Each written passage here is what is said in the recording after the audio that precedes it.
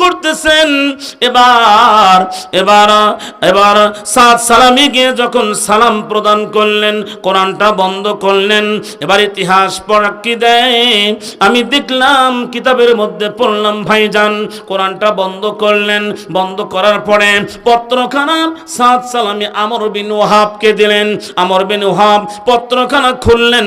খোলার পরে একবার পত্রখানা পড়ে, একবার ওই যুবকের দিকে মানে সাদ সালামের দিকে তাকায়, একবার পত্র পড়ে, একবার সাদ সালামের দিকে তাকায়, একবার পত্র পড়ে, একবার সাদ সালামের দিকে তাকায়। তার মানে হলো এই পত্রের মধ্যে লেখা আছে, আমি বিশ্বনবী ঘটক হয়ে আমর বিন ওয়াহাব তোমাকে আমি আদেশ করলাম, তোমাকে আমি নির্দেশ করলাম, তোমার সুন্দরী একটা মেয়ে আছে ঘরের ভেতর, ওই সুন্দরী মেয়ের সঙ্গে সাদ সালামির সঙ্গে বিবাহের ব্যবস্থা করে দাও।